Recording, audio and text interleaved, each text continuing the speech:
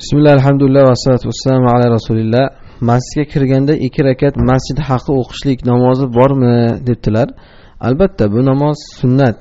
Sunnati muakkada ham. Payg'ambarimiz Sahih Buxoriyda kelgan hadis va boshqa hadis kitoblarida kelgan sahih hadis. Payg'ambarimiz sollallohu alayhi vasallam aytganlarki, "Idza dakhala ahadukumul masjida falyarka rak'atayn qabla an yajlis." Birlaring agar masjidga kirsa, o'tirishidan oldin 2 rakat o'qib olsin deganlar. Mana shuni endi bizda odamlar buni nima deb nomlashgan? Masjid haqi deb nomlashgan. Haqiqatda to'g'ri istiloh bu. Masjid haqi desak ham bo'laveradi. Go'yoki masjidga kirganlik uchun shu haqni ado qilib 2 rakat Alloh uchun namoz o'qib qo'yiladi. Buni sunnatda asosi bor. Bu ta'kidli namoz. Shu darajada ta'kidliki, hattoki karohiyat vaqtlarida ham o'qisa bo'laveradi.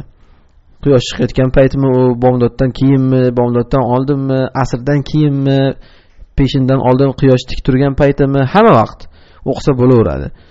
Bunga dalil hattoki imom xutbada jumada xutba qilib turgan paytda ham o'qisa bo'ladi. Mana shu dalil bo'ladi. Bir dalil xolos, boshqa dalillar ham bor aslida bunga. Dakhala rajulun yawmal jum'a va nabiy sallallohu alayhi vasallam qoimun yaxtub. Sahih hadisda kelgan. Payg'ambarimiz sollallohu alayhi vasallam xutba qilib turganlarida bir kishi keldi. Shunda o'tirib oldi. Rasululloh sollallohu alayhi vasallam harigiga qarab, "Ya fulan, qum solli" deganlar.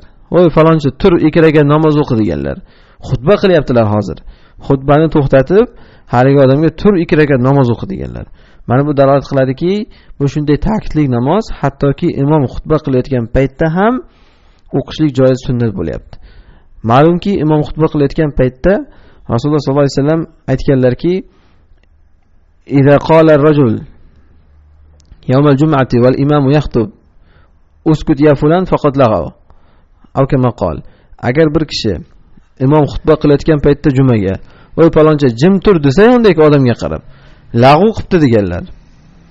U ham lag'u qilibdi deganlar. Lekin shunga qaramasdan juma kuni xutba paytida o'sha 2 rakat namoz o'qishga buyuryaptilar o'zlari. Mana bu da'vat qiladiki, qay darajada ta'kidli ekanligi, bu karohiyat vaqti ham unda inobatga olinmaydi, o'qilaveradi. Vallohu alam.